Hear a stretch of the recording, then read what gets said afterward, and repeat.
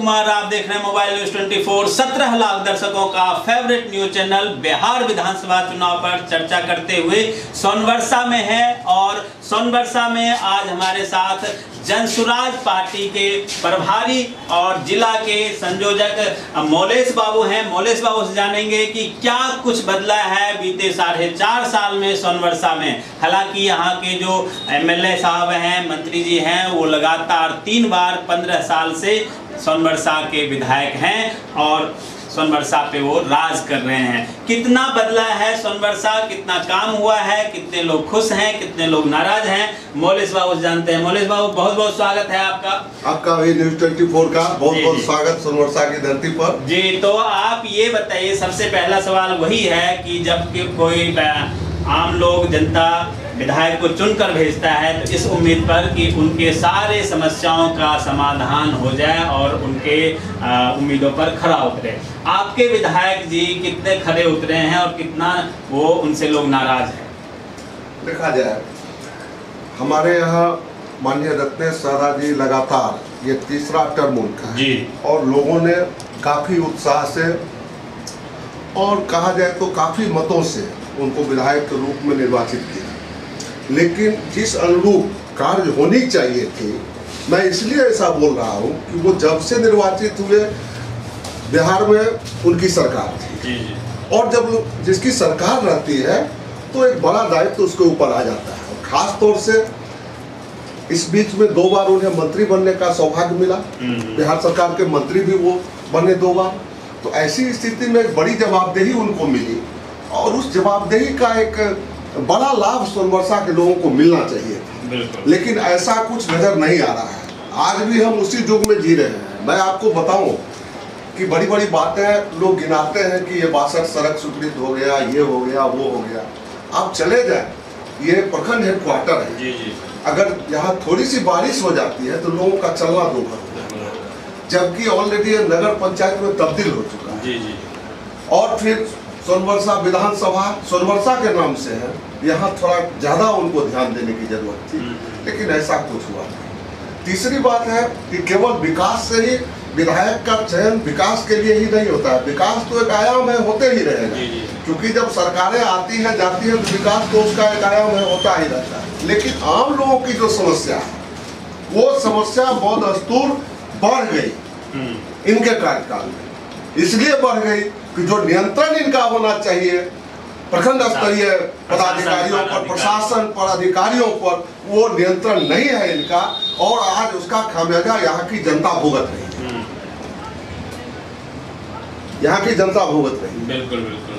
तो प्रशासन पर नियंत्रण नहीं है। हालांकि उन्होंने यहाँ पे रजिस्ट्री ऑफिस का बहुत दुहाई देते हैं कि हमने रजिस्ट्री ऑफिस आपके यहाँ खुलवा दिया है, इससे बहुत लोगों को फ़ायदा होता है। कुछ सोनवर्षा के आसपास के लोगों को बाकी फ़ायदा भी होता होगा, लेकिन आपके बगल में जो पत्थरघाट वाले और वो पस्तवार वाले लोग हैं वो कहते हैं कि हमको अगर सोनवर्षा जाना हो तो 7-8 घंटा लग जाता है, क्योंकि वहाँ से वो मधेपुरा जाते हैं, फिर बैजनाथपुर जाते हैं और बैजनाथपुर से फिर सोनवर्षा आते हैं। तो उनकी समस्या और ज़्यादा जटिल हो गई है।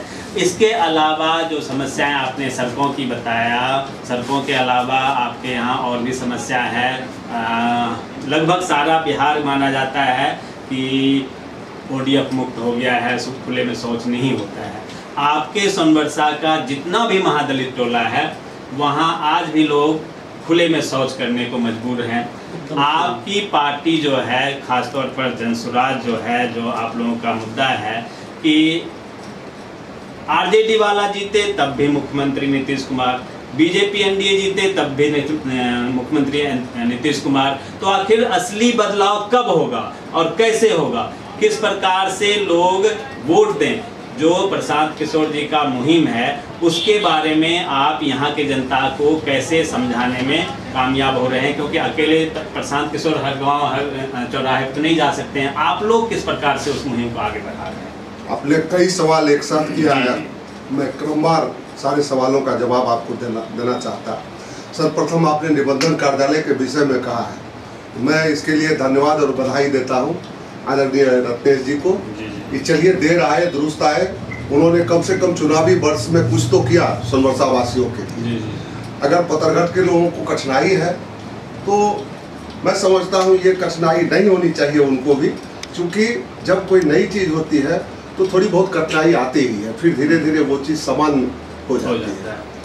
बची बात, अभी आप ODF की बात बोले, शौचालय की बात बोले, बिल्कुल सही आपने एसेस किया, ये आपका सही सोच है कि आज भी चूंकि सोनबरसा के जो दलित परिवार के लोग हैं, महादलित परिवार के लोग हैं, जैसे नीतीश जी ने प्रकट करके महादलित बनाया, स्वाभाविक है कि सुरक्षित सीट भी उसी आधार पर बना, तो सुरक्षित सीट बना और उनके लिए कुछ विशेष होना चाहिए था। खास तौर से उन्हीं बिरादरी के ये मंत्री हैं, MLA हैं, उनको विशेष जवाबदेही बनती थी कि कम से कम ऐसे लोगों के लिए जो अनुसूचित जाति परिवार के लोग हैं, जिनका जीवन स्तर नहीं उठा हुआ है, जिनकी शैक्षणिक स्तर ठीक नहीं है, उनका जो कहीं से साफ सफाई नहीं, आप चले जाए बगल में और जगह की बात, चूँकि हम लोगों को तो बराबर घूमना पड़ता है, हमारा कभी संगठन विस्तार का कार्यक्रम चलता है, कभी विभिन्न कार्यक्रम जन स्वराज का चलते रहता है, तो लगभग हम लोग सभी टोला मोहल्ले में जाते हैं। खास तौर से जब कभी किसी महादलित के टोले में जाते हैं, हरिजन के टोले में जाते हैं, तो बड़ी तकलीफ होती है देख के कि खड़ा रहने लायक भी जगह वहाँ नहीं है, बैठने की बात तो आप छोड़ दीजिए। ये सोनबरसा प्रखंड मुख्यालय में एक सिसवा मुसहरी टोला है, आप चले जाइए वहाँ, आप शायद 2 मिनट खड़ा नहीं रह पाएंगे। नहीं, मैं वैसे पत्रकार और मुझे लगता है ये हो सकता है आप खड़ा रहे, मतलब बात हम बोल रहे हैं, मुझे लगता है कि शायद मंत्री जी का निगाह वहाँ तक नहीं जा पाया है। पहली प्राथमिकता उनको ऐसे लोगों को देनी चाहिए थी, और जो अभी तक वो नहीं मिल पाया। आज भी 15 वर्षों के शासन में जो स्तर उसका उठना चाहिए, खास तौर से अनुसूचित जाति के परिवारों का, उसका शैक्षणिक स्तर, आर्थिक स्तर, बौद्धिक स्तर, उसमें कहीं से किसी प्रकार का कोई उसमें बदलाव नहीं आया। आज भी वो उसी अवस्था में जी रहा है जैसे उस समय जी रहा था। बची बात प्रसाद जी के विजन के संबंध में, आपने कहा कि आरजेडी वाले जीते, आरजेडी हो या बीजेपी हो, मुख्यमंत्री नीतीश ही रहेंगे। तो हम लोगों का तो यही, प्रसाद जी का तो यही कहना है, और इसी सोच के साथ वो जो है बिहार में पार्टी बना के और आम लोगों के बीच अभी जा रहे हैं बिहार बदलाव।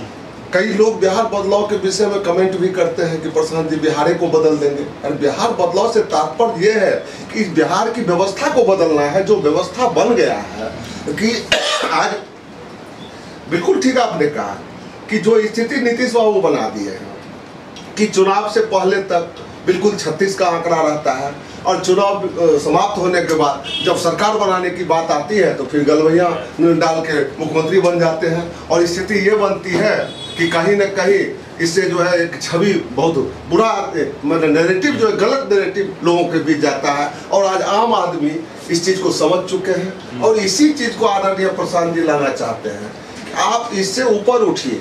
बिहारी जो है, पहले हम बिहारी हैं तब किसी जाति के लोग हैं, इस जात से पात की बात जो है इससे ऊपर उठिए, आप बिहारी बनिए। सवाल है, रात भी प्रशांत जी अपने इंटरव्यू में दिए हैं, मैं सुन रहा था उनका इंटरव्यू, बहुत अच्छी बात बोले कि मुझे एक भी सीट ना आए।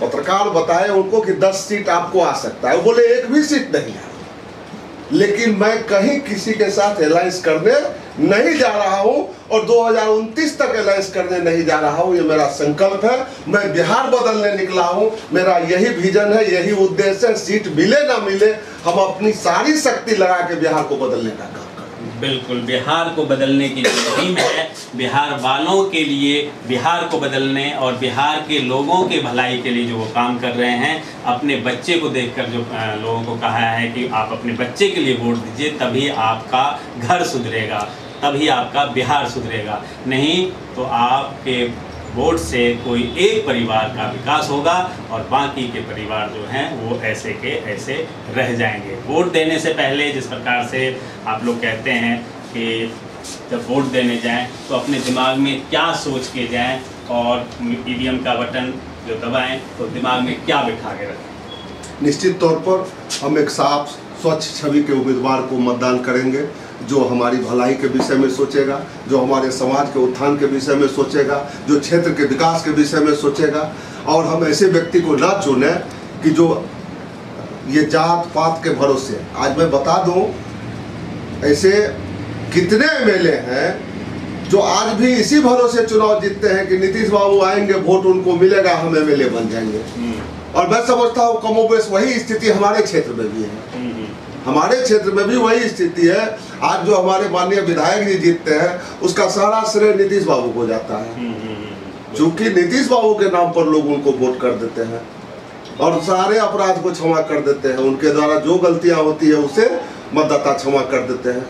नहीं तो जब जब चुनाव आता है लोगों के बीच बड़े पैमाने पर यह संदेश छिड़ जाता है कि इस बार नहीं, इस बार इनको हटाना है, लेकिन फिर जीत जाते हैं। अंतिम समय में वही होता है। यही विडंबना है। जब तक इस विडंबना से हम लोग हटेंगे नहीं तब तक यही दुर्दशा होती रहेगी। बिल्कुल, जब तक आपकी सोच नहीं बदलेगी तब तक आपका समाज और बिहार नहीं बदलेगा। बने रहिए मोबाइल न्यूज़ 24 के साथ। आप तमाम दर्शकों का बहुत बहुत धन्यवाद। मोलेश बाबू आपका बहुत बहुत धन्यवाद।